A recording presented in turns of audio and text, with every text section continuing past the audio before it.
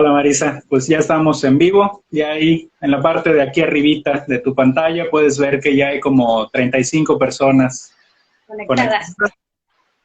Pues bien, si te parece damos inicio Sí, claro que y sí. pues bien, vamos a empezar esta transmisión. Buenas noches a todos, a todas. Y bueno, el objetivo de hacer esta transmisión es uno de los objetivos que tenemos en Casa Gestalt. Ahorita nos vamos a presentar. Y bueno, me gustaría empezar para compartirles que este objetivo es precisamente difundir la terapia humanista, ¿sí? Para difundir las ideas tanto de Carl Rogers, de la terapia Gestalt y del movimiento humanista como tal. Ya ahorita durante el desarrollo de la charla vamos a ir poniendo como ciertos puntos específicos de por qué consideramos que es importante la difusión de la terapia humanista en los días. De hecho, el nombre de nuestra charla es precisamente ese, ¿no? ¿Por qué una terapia humanista en nuestros días, ¿no? Ahorita vamos a platicar un poquito de cómo surgió y por qué hoy sigue siendo relevante, ¿no? Pues bueno, ¿te presentas, Marisa, por favor? Y buenas noches, me da muchísimo gusto estar compartiendo este espacio con ustedes. Además, un espacio que creo que puede ser muy enriquecido por sus comentarios, preguntas, dudas, y que queremos que esto siga y generar más espacios de aprendizaje, de encuentro, de discusión y, bueno, quizá también de comunidad. Pues me presento, yo soy Marisa de Alba, soy directora de la Casa Gestalt Mérida, en donde damos la maestría en psicoterapia Gestalt, combinada con el enfoque centrado en la persona de Rogers y la terapia Gestalt de Fritz Perls, y también la parte no, bueno, la parte relacional de la terapia Gestalt.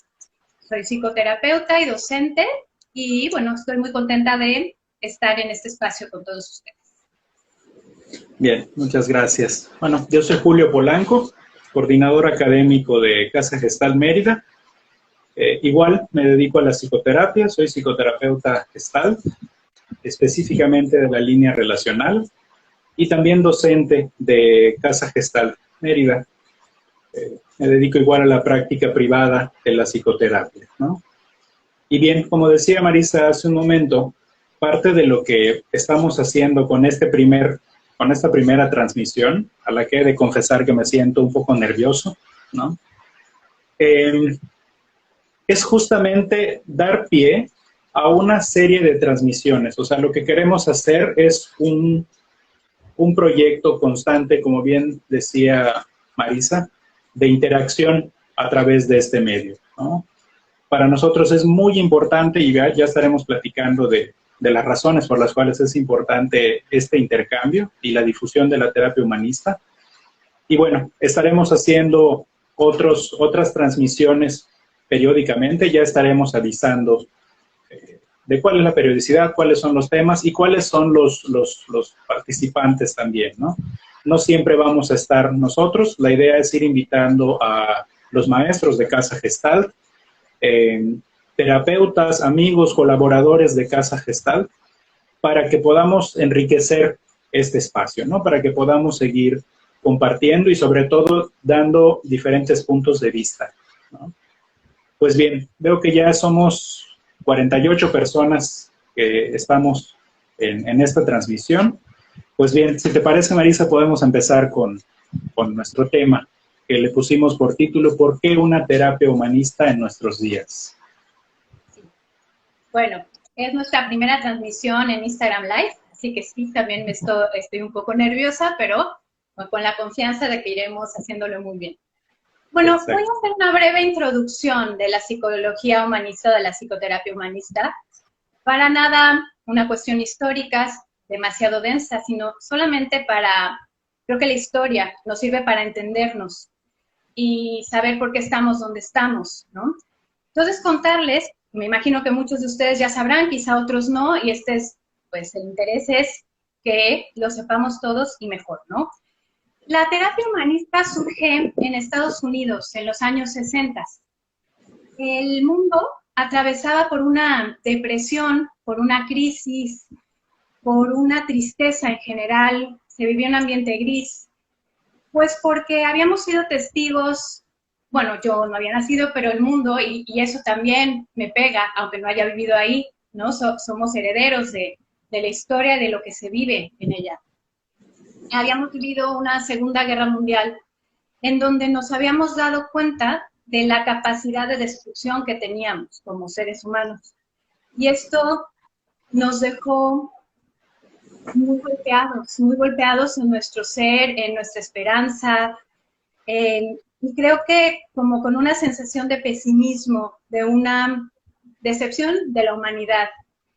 Entonces, como yo creo que los seres humanos tendemos hacia la vida, que es una premisa básica de la psicoterapia gestal,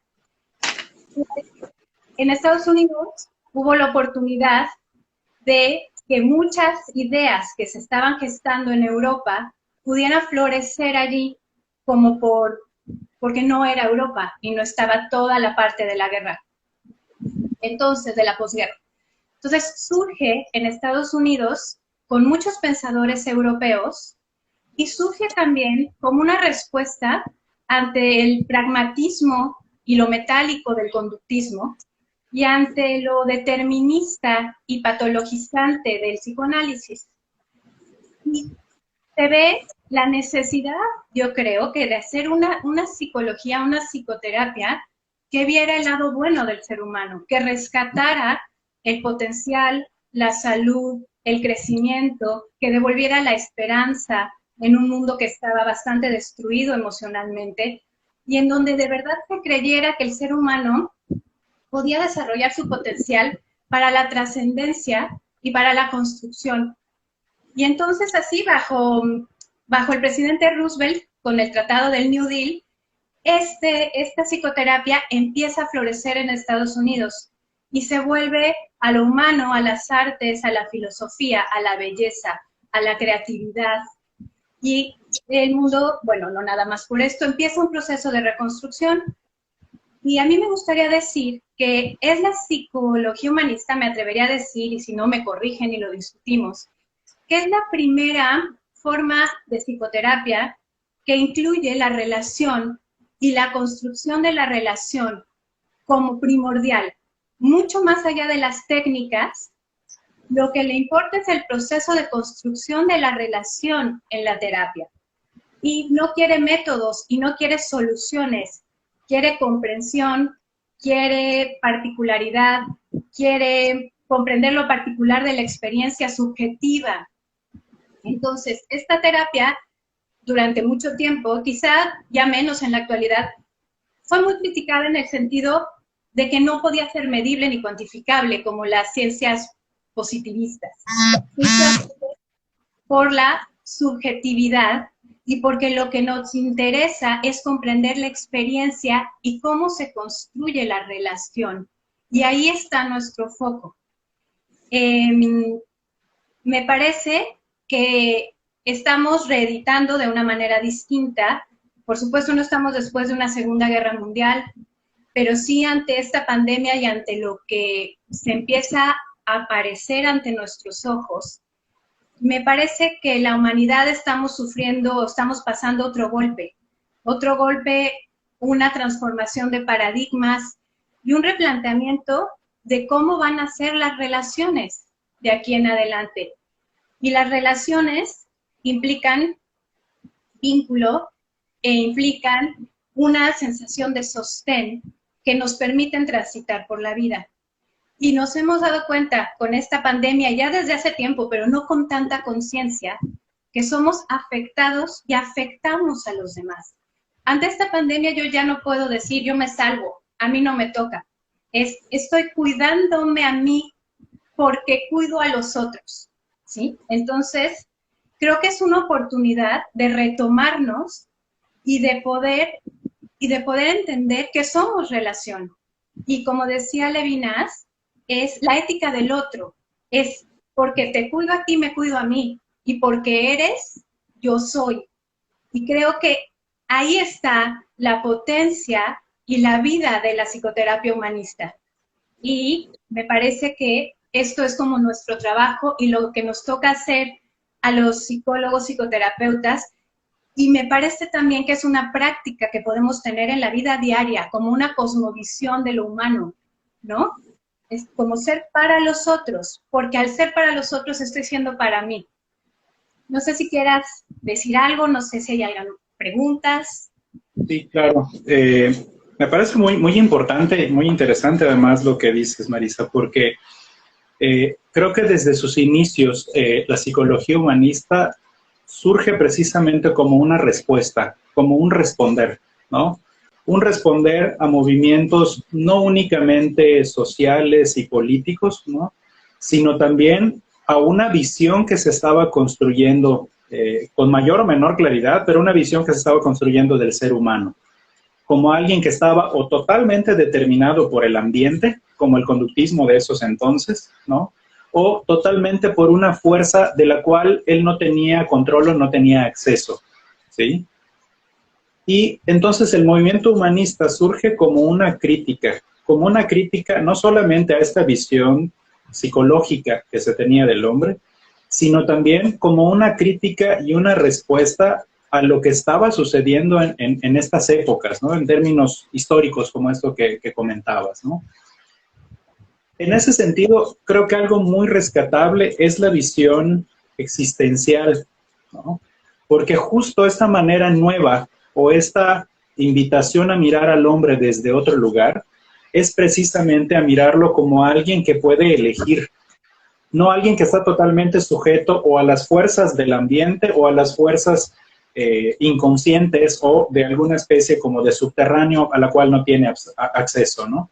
Sino que esta visión humanista lo que hace es devolver la capacidad de elegir, la capacidad de autodeterminarse, la capacidad de poder decidir sobre sí mismo, ¿no?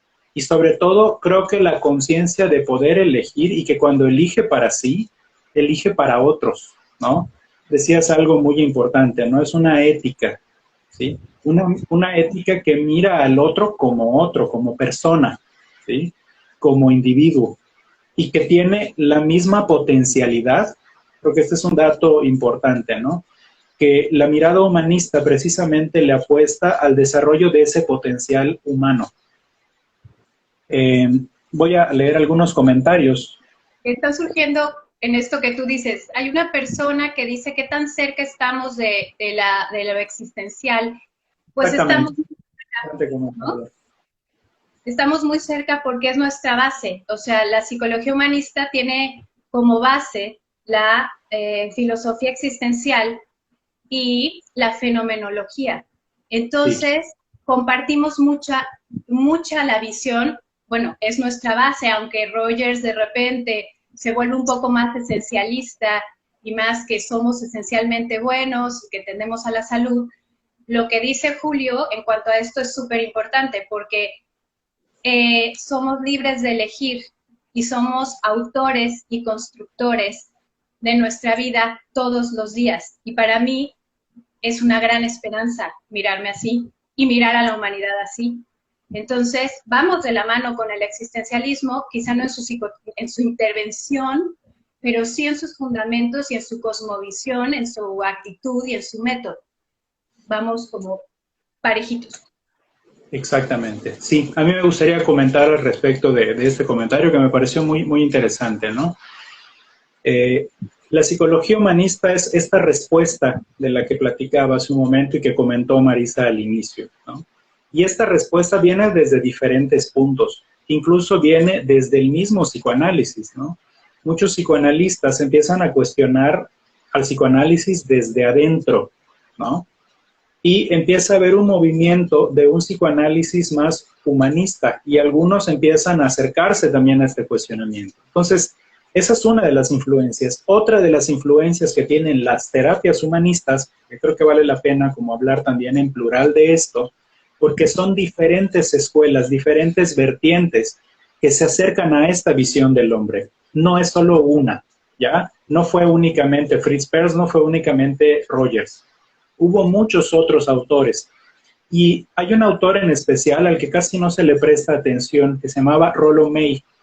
Él es el que trae esta influencia existencial que estaba muy fuerte en Europa y la introduce a esta mirada del ser humano. Así que cuando preguntabas como si aquí lo humanista se vuelve existencial, sí, una de las influencias de la psicología humanista es precisamente la filosofía existencial. Luego hay una pregunta muy interesante también, ¿no? Dice, ¿qué tan cerca está hoy la psicología existencial de la psicoterapia humanista? Creo que hay un punto al que hemos llegado en el que no hay propiamente fronteras muy claras o muy bien definidas, ¿no? O sea, podemos encontrar en algunas escuelas, en algunos autores, algunas características comunes, vamos a encontrar algunas diferencias, tal vez en su teoría, y si no en su teoría, en sus métodos de intervención. Pero básicamente podemos decir que esa frontera se ha ido difuminando. No sé si quieres comentar algo al respecto, Marisa. Me parece que no hay una línea muy clara que divida hoy la psicología humanista de la existencial. Y justamente Julio y yo hemos estado hablando de hacer un artículo concienzudo, de ver cuáles son las diferencias y señalar bien las semejanzas. Pero sí, en nuestra visión del ser humano y del mundo, somos muy parecidos. Veía un comentario que la elección es con responsabilidad, por supuesto, que somos constructores de nuestra existencia también. Entonces, quizá pienso que lo que sí no se junta con la terapia existencial es que ellos están totalmente en contra del diagnóstico y de la psicopatología y de que el ser humano sea un ser en desarrollo de sus potencialidades o que sea un ser básicamente bueno en esencia, porque para la terapia existencial no, tú puedes elegir mal y puedes elegir hacia lo que no está normativizado, hacia lo que no es un promedio, y se explora eso. En cambio, sí me parece que en las psicoterapias humanistas, tal cual, sí hay una gana y una dirección de encontrar la salud y el bienestar, y el crecimiento y el desarrollo. Entonces, creo que en eso podrían diferir una de otra, ¿no? Sí.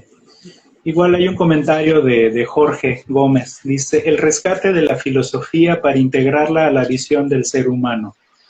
Me gusta mucho esto que comenta Jorge, porque creo que es muy común pensar en términos de psicología como una única vía, ¿no?, de información, como una única vía para entender el comportamiento humano, como si solamente a través de la psicología pudiéramos entender el comportamiento humano, ¿no?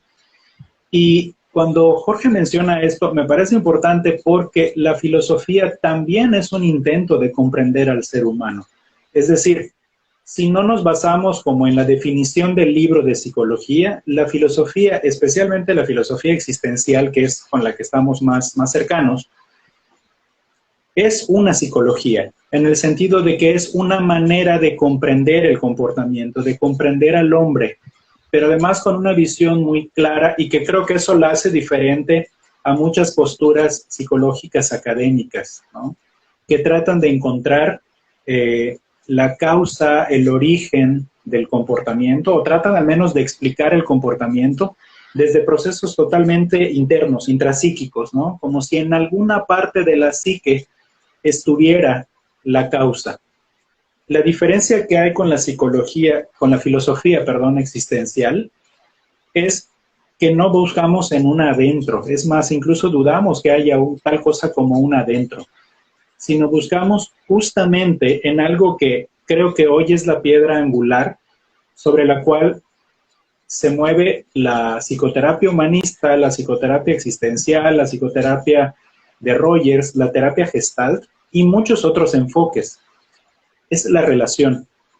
Justo tratamos de comprender el comportamiento humano a partir de la relación, a partir de cómo construyo con los otros, ¿no? Y creo que cuando empezamos a mirar desde ahí, entonces volvemos a este cuestionamiento de cómo surge la psicología humanista, como una respuesta a, ¿no?, a un contexto que se estaba viviendo. Y creo que eso es una respuesta que hoy podemos decir que sigue muy vigente, ¿no?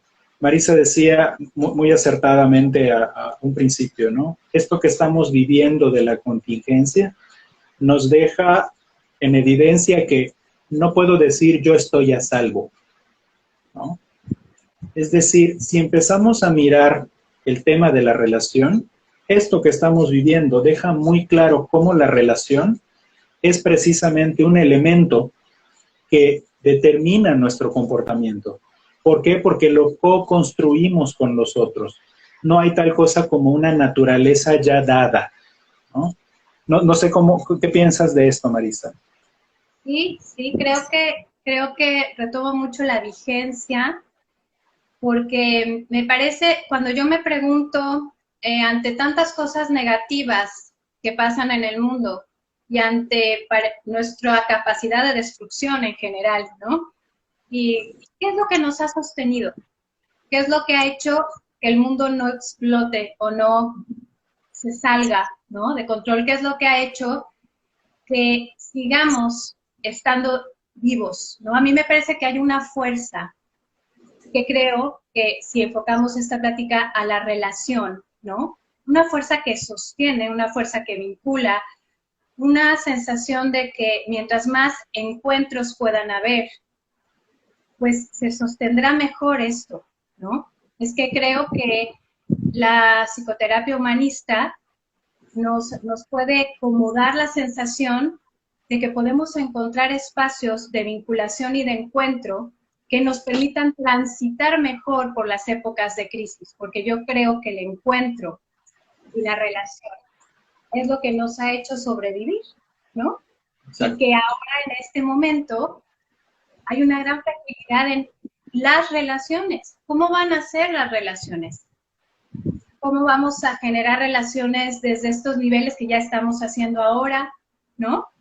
Entonces, creo que la terapia humanista está sumamente vigente y creo que nos invita también a tener un espacio de volver a mirarnos. A mí me gusta mucho la palabra reflexionar, que es volvernos a pensar, volvernos a mirar, remirar, reconstruirnos. Y entonces, ¿cómo nos tenemos que reconstruir como humanidad a partir de esto y a partir de muchas otras cosas antes de esto, ¿no? Y como tú decías, Julio, la filosofía, la psicología no es la única manera de pensarnos. O sea, la filosofía fue nuestra madre, ¿no? A la que desdeñamos porque a la pobre no se le dio un carácter científico. Pero en realidad, nuestras bases están basadas en esta comprensión y reflexión de quiénes somos, en una serie de preguntas que nos llevan a repensarnos como seres humanos. Entonces, a mí me parece que ¿por qué una psicología humanista ahora, o por qué una psicoterapia humanista en estos días? Porque nos invita a esto, porque nos invita a priorizar el encuentro, el espacio de reflexión, el espacio de parar de este mundo ¿no?, de vorágine, de caos, de mientras más tengo, más soy, ¿no? Y entonces hoy, justo hoy, vemos que puede parar el mundo y se nos dio un permiso de reflexionar, ¿no? Creo. Sí. En la medida que cada quien haya podido. No sé cómo escuchas tú. Sí, y fíjate, ahorita pensaba como que nos está tocando responder, aunque no estamos respondiendo a los mismos fenómenos, ¿no? Digo, estamos definitivamente en otra época, ¿no? Hoy en día hay una serie de condiciones, ¿no?, que nos ponen en un escenario diferente, ¿sí?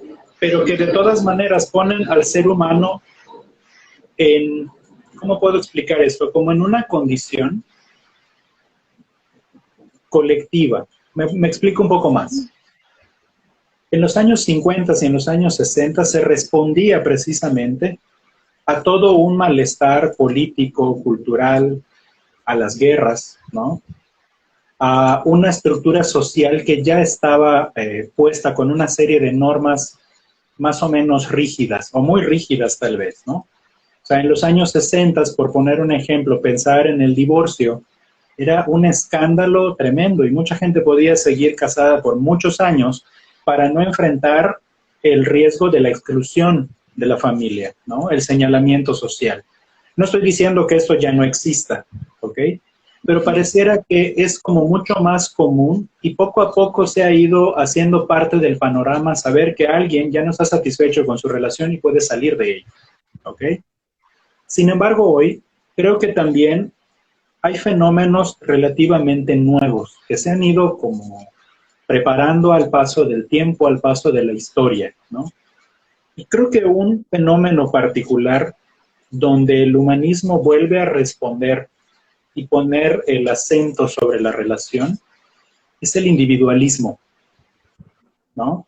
Hoy es muy fácil asumir, y vuelvo a este ejemplo de la contingencia que estamos viviendo porque creo que todos lo podemos entender. Es muy fácil asumir, en mi refrigerador hay suficiente cantidad de alimentos, tengo asegurada mi mesa, entonces, listo, yo estoy a salvo, ¿no? Pero sin mirar que estoy viviendo de alguna manera un privilegio del cual no todo el mundo goza, ¿sí? Que vivimos una idea en la que si yo ya estoy bien, listo, es suficiente, ¿no? Y podemos encontrar 1000 razones y 1000 argumentos para decir que primero soy yo, ¿no? Incluso mucha de la filosofía como facebookera, así le llamo, ¿no? Es como una apuesta a ese individualismo, ¿no? Primero yo, ¿no? Y porque si yo me pongo primero, entonces significa que soy alguien como autodeterminado, alguien con suficiente autoestima, ¿no? Y alguien con suficiente autovalía. Listo. Pero tristemente, este individualismo, que me queda claro que en esa época de los años 60 era necesario para sobrevivir a una masa que tendía a anular la individualidad, hoy nos está pasando la factura, ¿sí? Y entonces hoy, lejos de ser una manera de diferenciarme de los otros, tristemente se ha convertido en una manera de aislarme de los otros.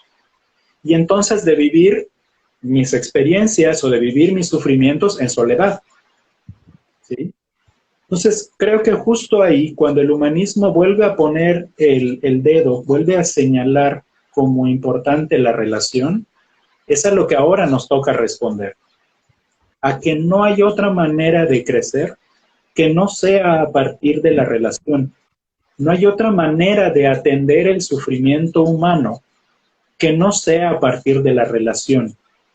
Y seguramente alguien me podría decir, no, Julio, pero las técnicas son muy buenas. Sí, de eso no hay ninguna duda.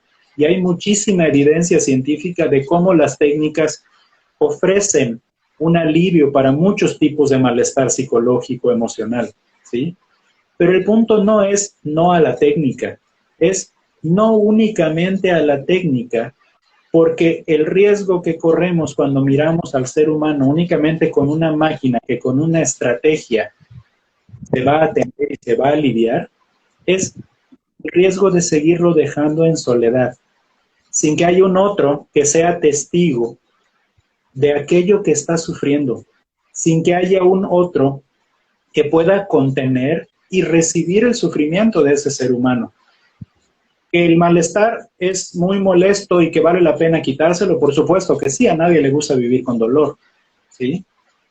Pero creo que corremos el riesgo de quedarnos como en lo mínimo suficiente, como atender, y una vez que la persona se tome, voy a utilizarlo metafóricamente, un analgésico, listo. Como si asumiéramos que la salud mental, emocional, solo basta con que no haya dolor. Y creo que no es así. Y la mirada humanista y la mirada existencial va muchísimo más allá. No busca aliviar únicamente el dolor, sino busca, alguien mencionaba en un comentario, justo que la persona pueda construirse y construir un sentido a su sufrimiento. Y que pueda entonces emerger como un nuevo ser humano a partir de la relación. ¿Cómo escuchas esto, Marisa? No sé. No, pensaba justo en esto del individualismo que fue necesario en aquella época y Sí. cómo cómo nos costó tanto aceptar, e incluso no tenemos un lenguaje relacional, ¿no? Cómo la persona exitosa es aquella que es independiente, autónoma, que tiene una identidad, que es autosuficiente, ¿no? Todos los autos, ¿no? Sí. Que pues claro, en ese momento tenía que ver con regresar al, como proteger nuestros límites que habían sido sumamente agredidos, ¿no? Pero entonces ahora nos encontramos ante un paradigma que no nos está dejando escapatoria, que es el paradigma relacional. Y también pienso que en esto del sufrimiento, ¿cuántas veces en terapia la gente nos ha dicho, yo me tardé muchísimo porque yo tengo que poder solo? Sí, y entonces exacto. yo vuelvo a lo que Martin Buber llama la relación yo-tú y a su frase que me encanta, que es, en el principio era la relación, ¿no? ¿En qué momento decidimos que podíamos no estar en relaciones? Es una fantasía, incluso me parece una ilusión, un absurdo, porque no podemos dejar de estar en relación. En este instante nuestra relación es el aire. Estamos siendo capaces de vivir por la relación que tenemos al respirar, ¿no? Por el suelo que me sostiene, por la gravedad. Entonces, creo que no estamos teniendo mucha alternativa. Y creo que esta situación en la que vimos ahora nos lo pone de frente, ¿no? Yo, o sea, dependo de los demás y no como una cuestión de codependencia, sino de interrelación. Y además, yo cuestionaría la palabra codependencia, pero eso será para otra plática. Sí, porque exacto. estamos dependiendo, somos interdependientes, no podemos vivir sin el entorno, ¿no? Somos la relación que se genera entre organismo-entorno, pero no tenemos un lenguaje. Incluso, ¿no? Heidegger mencionaba el ser en el mundo, con guiones, el ser ahí, el ser para el otro, porque nuestro lenguaje es insuficiente. Y yo creo que la psicología humanista, la psicoterapia humanista, lo que nos ofrece es esto que además ya lo menciona Julio, esto del sufrimiento. Sí. El sufrimiento es parte de la vida. Quien crea que no, me parece que quizás se dé cuenta después que no es así. El sufrimiento como la alegría, ¿no? Somos en contrastes. Siempre para que haya luz hay oscuridad, para que haya amor hay desamor, para que haya abundancia hay escasez, ¿no? Lo que pasa es que como además provenimos de unos vecinos hedonistas, en donde parece que se nos metió un chip de no sufrimiento y no escasez y no lucha en un sentido de que a veces no hay, está bien, ¿no? El sufrimiento es parte de la vida y creo que lo que propone la terapia humanista y la existencial también es ser compañeros de vida, ¿no? Yalom decía en su libro de psicoterapia existencial, en el capítulo de aislamiento, que es muy bonito, lo pueden leer, Psicoterapia Existencial de Yalom, que nunca vamos a poder vivir la vida del otro y nunca vamos a poder comprender del todo la vida del otro. Y cada espina al final muere solo y sus decisiones, nuestras decisiones las tomamos solos. Pero él decía que el terapeuta es como cuando estás en un océano y tú vas en un barco y ves la luz de otro barco y sabes que estás acompañado, aunque nadie te va a quitar todo el sufrimiento, esto se comparte, ¿no? Y él dice que lo que cura, y Rogers, y no sé si es tal cual, que lo que cura es la relación, ¿no? Sí. Entonces creo que estamos ante un replanteamiento, ante una reflexión de cómo vamos a ser terapeutas, cómo vamos a ser como seres humanos. Creo que es una invitación a vivir humanistamente, ¿no? Y no por esto en lo rosa, sino en lo que nos toca, nos afecta y nos mueve, ¿no? Sí, sí, totalmente. Fíjate, creo que uno de las herencias del individualismo, hace ratito que lo mencionabas, que incluso es como, se vive como con un tanto de vergüenza decir que necesito del otro, ¿no? Porque pareciera que admitir que necesito del otro es casi sinónimo de codependencia. Y entre paréntesis, codependencia está mal, ¿no? O sea, no deberíamos ser codependientes, ¿no? Justo eso es herencia del individualismo, pensar que debo siempre poder solo. Es irónico, ¿no? Porque al final de cuentas, por alguna muy buena razón vivimos en grupo. ¿Por qué? Porque coexistimos, porque necesitamos al otro. Porque para formarme un concepto del yo, esto que le llaman autoconcepto, pues de auto no tiene mucho, porque empezó a partir de la relación con otro. Es más, a esto que se le llama autoconcepto, que no estoy negando que exista, es lo último que ocurre, ¿sí? Este auto es la sedimentación de las relaciones que he tenido con otros, ¿sí? Por lo tanto, es indiscutible que la relación es una cualidad esencial, como decía Marisa, citando a Heidegger, ¿no? De nuestro ser en el mundo. No podemos, incluso Marisa señalaba muy atinadamente, ¿no? No hay un lenguaje que hable de nuestra relación inherente como parte de nuestra existencia, ¿no? El lenguaje ayuda muchísimo a esta mirada individualista, ¿sí? Pero justamente nuestra intención no es cambiar el lenguaje, es sino cambiar la conciencia de que estamos inherentemente conectados con el otro y que esta relación con el otro da pie a que yo me construya como individuo, ¿no? Una frase que me gusta mucho que leí en algún momento de Merleau-Ponty, que decía, el yo es la primera persona del plural, ¿no? Justo para hacer alusión, no existe un yo sin un nosotros que ocurra antes, ¿no? Por lo tanto, es curioso ver cómo el individualismo y estos discursos de yo debo poder o debo ser autosuficiente, tocan con la vergüenza, y esto es muy común verlo en las sesiones de terapia, cuando la persona dice, es que tuve que pedir ayuda. Me costó mucho trabajo animarme a marcarte por teléfono, a mandarte un mensaje, porque siempre he podido solo, ¿sí? Porque no he necesitado antes de alguien. Entonces, parte de esta respuesta que las terapias humanistas están dando, creo que hoy es responderle a este individualismo. Retomo una palabra de una expresión que me llamó mucho la atención de Erich Fromm, ¿no? De la enajenación. Es un individualismo, que nos ha enajenado. ¿Y qué significa enajenarse?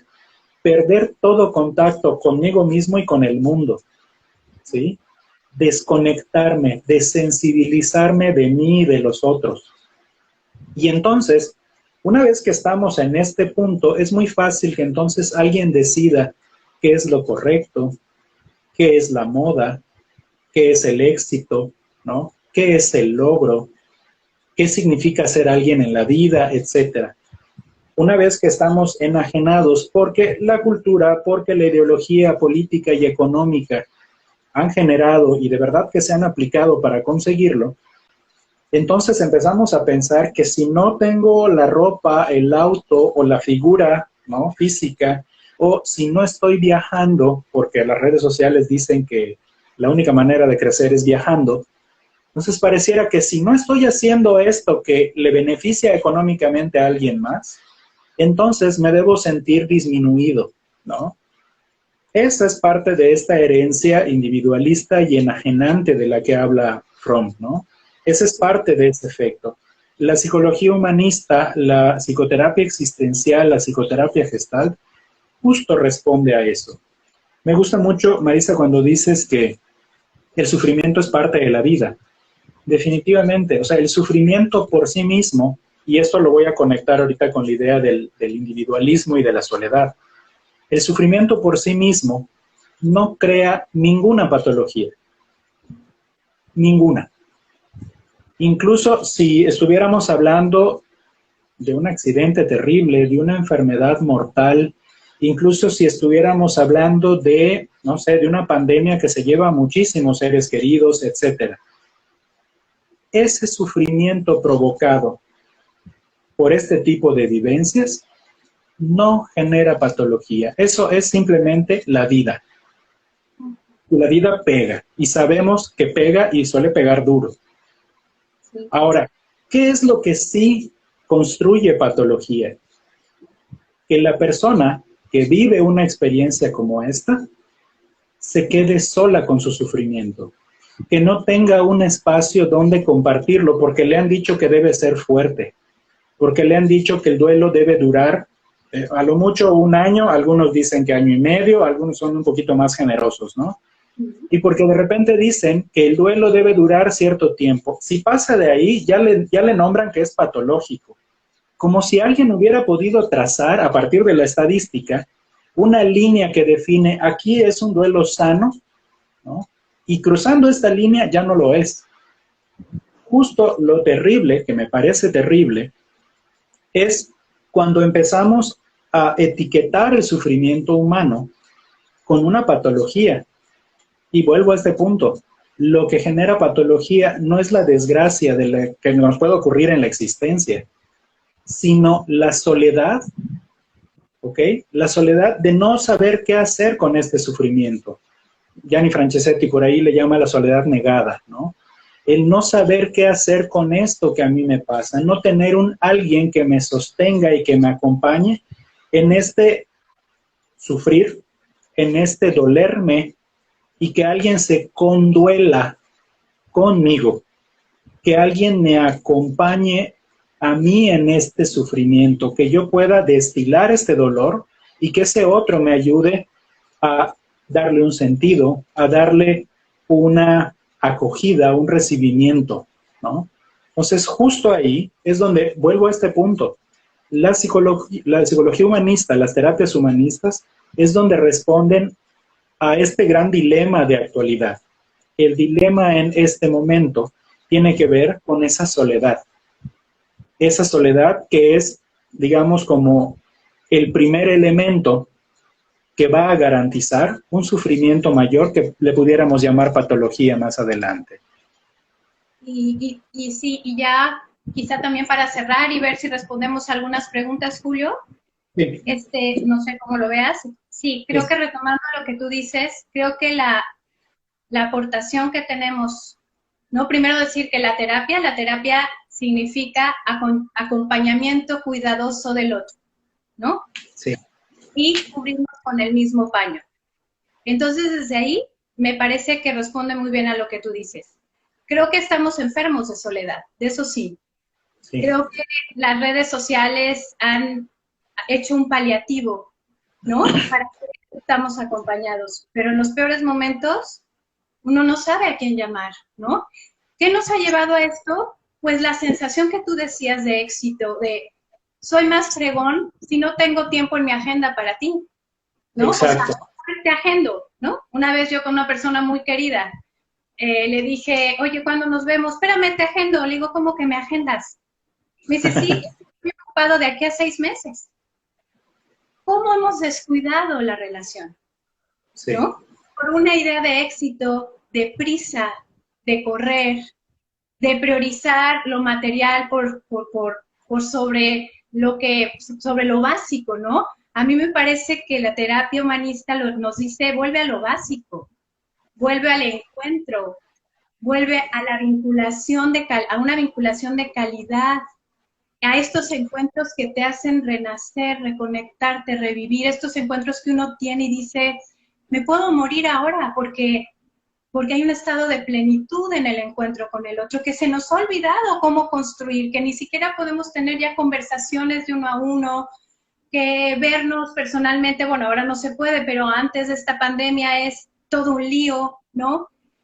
Entonces, creo que la terapia humanista, la propuesta de estos días es volver al encuentro, a un encuentro que nos implique, a un encuentro que nos afecte, a un encuentro que nos revive el alma, el espíritu, a un encuentro que quizá no nos quite el sufrimiento, pero sí lo comparte. Compartimos la humanidad con el otro. Y creo que esa es como nuestra propuesta, ¿no? Sí. Retomo ahorita que te iba escuchando, un último comentario antes de pasar a los mensajitos que tenemos aquí. Una reflexión de Margarita Españolo, una terapeuta gestalt italiana, y que dice algo muy interesante, ¿no? Dice, cada época tiene su patología y cada época tiene su reto. Y así como alguna vez hubo el reto de poderse hacer individuo y diferenciarse del resto de la sociedad, hoy pareciera que el reto está en podernos sentar otra vez frente al otro y poder sostener la presencia física de ese otro, ¿no? De poder encontrarnos con un otro que también es cuerpo al igual que yo, ¿no? Y creo que esto es muy común, como bien decías, hasta antes de la pandemia, no sabemos qué vaya a pasar después, pero hasta antes era muy común poder ir a un café y ver cómo, o a un restaurante y ver cómo muchas parejas, muchos amigos y muchas familias están alrededor de la mesa, pero en medio de ellos siempre hay un celular, ¿ok? Como si la relación y el encuentro de persona a persona tuviera que estar mediatizado, porque si no, pareciera que es muy difícil sostener la mirada con el otro, sostener la presencia física con el otro, sostener incluso el silencio o la humana falibilidad frente al otro. O sea, si yo tengo un tropezón, ¿no? Y digo algo imprudente o incomodo al otro, me toca responder frente a eso y el otro me va a ver tal vez sonrojado, me va a ver tartamudear después porque me siento muy apenado. Pero justo ahí tengo la posibilidad de resolver o de tratar de rescatar la relación, el encuentro, ¿no? A través de estos medios que sí es cierto, son muy buenos como herramientas de comunicación, pero parece que el fenómeno psicológico que se da de por medio es que me puedo editar. O sea, puedo escribir un mensaje, leerlo y decir, híjoles, se oye muy feo, ¿no? Lo puedo editar y mandarlo. Incluso si ya lo mandé, todavía lo puedo borrar, ¿no?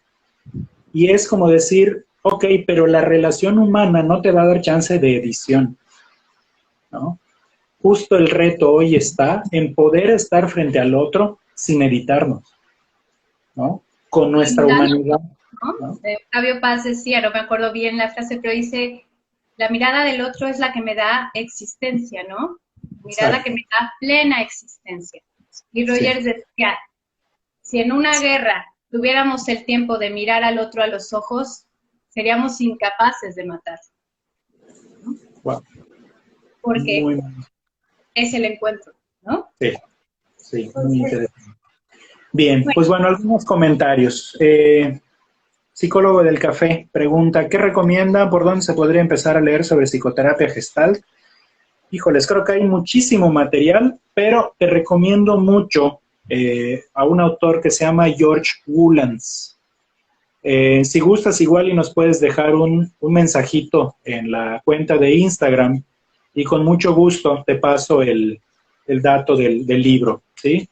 Me gusta mucho ese libro y lo recomiendo porque justamente está centrado totalmente en el proceso relacional, ¿ok? En Gestalt de repente nos encontramos algunos autores con una mirada mucho más intrapsíquica. Este que te estoy comentando está 100% centrado en la relación. Creo que vale mucho la pena. Entonces, con mucho gusto, déjanos el mensajito ahí, por favor, y te paso el dato de la bibliografía. David Aguilar, un saludo, David, dice, para ustedes, ¿cuál ha sido la intención o el sentido de psicologizar la visión del ser humano? ¿Qué piensas de esta pregunta, Marisa? No sé bien a qué se refiere David con psicologizar. Si lo entiendo, es como explicar todo a través de los procesos mentales, David. No sé, no me queda muy claro. ¿A qué te refieres con psicologizar? Me parece que es como dar explicaciones a todo. Si es desde ahí, me parece que es porque provenimos de Descartes y el método positivista, en donde teníamos que explicarnos todo en un nivel causa-efecto, y en donde parecía que si hacemos eso, ya teníamos la solución, ¿no? O la cura. Si es desde ahí, creo que por eso quisimos psicologizar todo, ¿no? Sí. Como para darnos explicaciones sobre nuestra conducta y nuestros sentimientos, porque, bueno, nuestra actitud natural es la interpretación y completar y llenar espacios vacíos. Entonces, cuando algo se nos queda fuera, como ahorita, esta incertidumbre tratamos de darle un sentido y tratamos de explicarnos todo el tiempo. No, nos cuesta mucho trabajo estar en la incertidumbre y en el sinsentido, ¿no? Creo que desde ahí va, si es Sí, por lo que... exacto, sí, yo igual entiendo por ahí la pregunta, ¿no? Creo que el psicologizar es herencia de un paradigma, de una manera de comprender al ser humano, una manera de mirarlo, ¿no? Por ahí alguna vez leía una reflexión que me pareció muy interesante. Decía, el modernismo fracasó, ¿no? Fracasó porque la promesa del control del ser humano sobre sí mismo y sobre el ambiente no lo pudo cumplir, se le salió de las manos. Y de ahí viene una crítica postmoderna, ¿no? Donde entonces volvemos a echar mano de otras maneras de comprender al ser humano. Y creo que hoy la psicología, seguramente David estarás de acuerdo conmigo, la psicología necesita nutrirse no solamente de psicologismo, no solamente de psicología, sino también volverse a nutrir de filosofía, volverse a nutrir de ciencias sociales, ¿no? Porque sí, tristemente ha perdido muchísimo esta cualidad.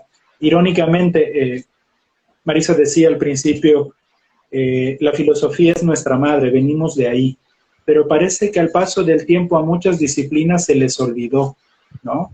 Y la desdeñaron y dijeron, no, no hay la suficiente validez, ahorita hay que responder y tratar de honrar a esta nueva imagen donde pareciera que la evidencia es suficiente para responder a la incertidumbre humana, ¿no? Pero no, o sea, hoy en día estamos viendo que la evidencia tampoco es suficiente para responder a la incertidumbre, ¿no? De ahí la necesidad de volvernos a nutrir de otras disciplinas. Chavarría dice, es para mí el terapeuta gestalt una persona, simplemente una persona y su poder radica en su interés en la otra persona. Sí, efectivamente, gran parte del qué hacer del terapeuta gestalt radica en su presencia, en su ser persona, en el estar de manera personal con el otro. ¿Sí?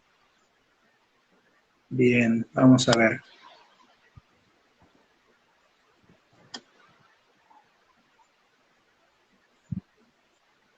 Sí, ya David contestó a qué se refería. Sí, encerrar la psique dentro de un paradigma dominante. Sí, totalmente.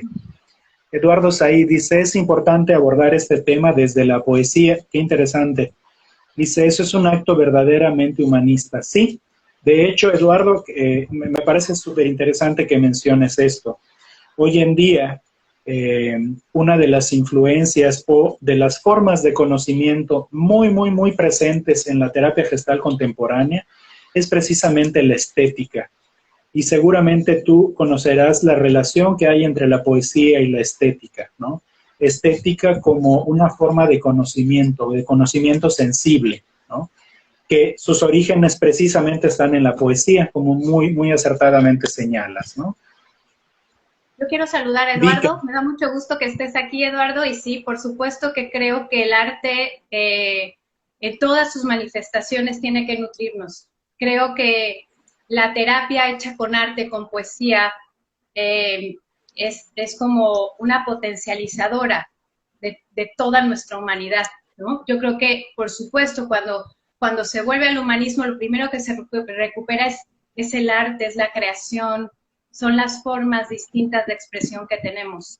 Y sí, me parece que hay que incluirla, porque eso nos permite ampliarnos y vernos desde muchos otros lugares, más allá del pensamiento racional, sino desde un pensamiento completo e integral que nos involucra. Entonces, claro, la poesía puede ser una excelente forma de terapia, ¿no? Sí, y conozco terapeutas que además escriben poesía. Carmita, que seguramente anda por allá y le mando un saludo. Sabemos que incluso desde la escritura se puede trabajar en el proceso terapéutico. Digo, hay gente que tiene una habilidad increíble para trabajar desde ahí y sí, es un muy buen recurso, ¿no? Y parte también de nuestra sensibilidad humana, ¿no? Yo diría que es parte de un atributo humano. Vika dice, una pregunta, como parte del proceso psicológico, invitamos a la persona a hablar en primera persona. desde la Gestalt relacional, ¿eso ya no sería válido? Me quedé pensando en esto del lenguaje relacional. Sí, Vika, fíjate que aquí hay algo muy interesante en esto que dices. En la Gestalt, como en otras escuelas terapéuticas, hay varias líneas, ¿sí? Y creo que un tanto se ha tergiversado el uso del hablar en primera persona, ¿sí? Y me voy a explicar. Mucha gente empezó a asumir que el paciente, si de repente decía, es que creo que es importante, no sé, que las personas nos autorrealicemos. No, a ver, espérame, es como, dilo en primera persona, yo me quiero autorrealizar, ¿no? Creo que un error, me atrevo a decirlo así, un error fue de repente empezar a mecanizar las intervenciones gestálticas. Cuando se empieza a hacer uso de este yo de la primera persona, no era una corrección del lenguaje. El objetivo no era enseñarle al paciente a cómo debe hablar, ¿no? Sino que se hacía como una propuesta experimental para revisar qué cambia en la experiencia de la persona cuando dice yo y no cuando dice nosotros o cuando habla en un lenguaje impersonal, ¿no? El se te quiere, no, el yo te quiero, ¿sí? ¿Qué cambia? Y es una invitación a que la persona revise su experiencia. Pero al paso del tiempo empezó a convertirse en una especie de mandato, ¿sí? Y creo que el error era que se convirtiera en un nuevo introyecto terapéutico. Ahora está prohibido hablar en otra persona que no sea yo. Y no va por allá. Así que desde la visión relacional, si el paciente llega y utiliza un pronombre que no sea el yo, para empezar lo entendemos de esta manera. Esa es su forma muy particular, muy válida también y muy digna de relacionarse con el mundo. ¿Ok? Esa es su manera de estar en relación. Durante el proceso veremos cómo esta forma o esta pauta de relación le es un recurso o no a esta persona, ¿sí?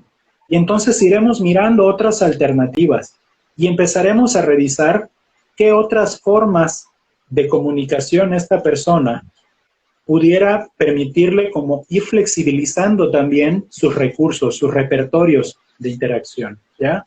Entonces yo no diría que... Ya estamos, nos sacó, ¿verdad? Sí, pues una disculpa, ahora sí que un error, una falla técnica, no tenemos la menor idea de qué pasó, pero nos sacó de la transmisión. Entonces, bueno, vamos a concluir. Digo, si alguien tenía alguna pregunta que no alcanzamos a leer y nos quiere hacer el favor de volverla a poner, con muchísimo gusto, ¿sí? Bueno, estaba respondiéndole a Vika acerca de este asunto del uso del yo. De hecho, no sé si ahorita ya se volvió a conectar. Alguien nos pide ahí que guardemos la transmisión. Sí, de hecho ya está guardada. Y me dicen que el Instagram Live se corta cada hora. Ok, perfecto. Sí. Encontraremos, nos sugieren hacerlo en Zoom. Vamos a checar. Sí, perfecto. Muchas gracias por el comentario. Sí, honestamente yo no sabía que a la hora exacta se corta, pero bueno, es importante que ya lo sabemos.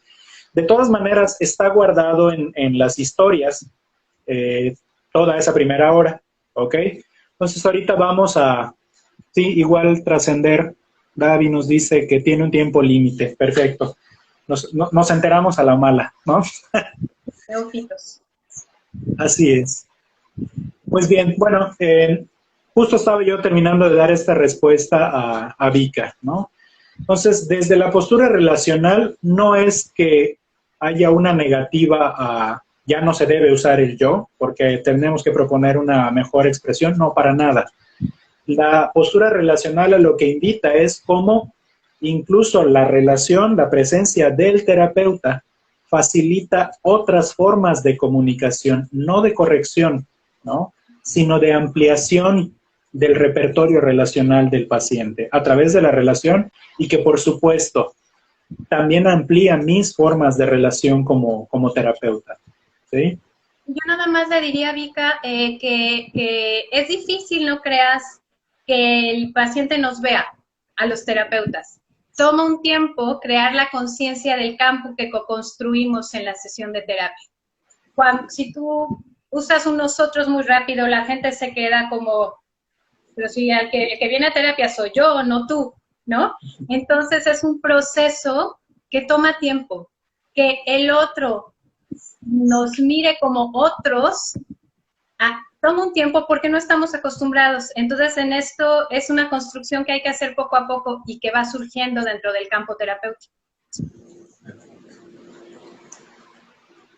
Bien. Dicen que gracias por la charla. Yo diría el contrario, gracias por acompañarnos, ¿no?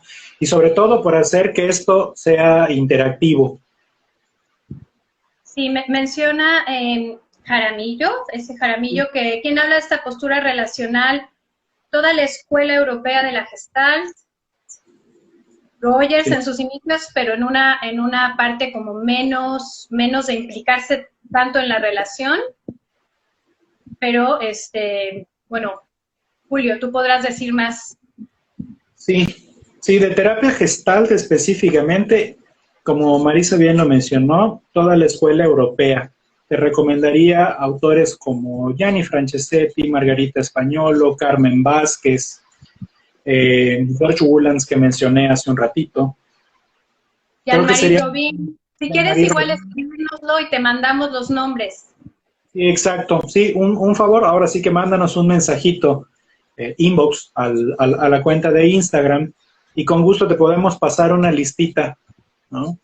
De libros. Y otro autor que me parece muy importante, que Marisa tú mencionaste, definitivamente Yalom.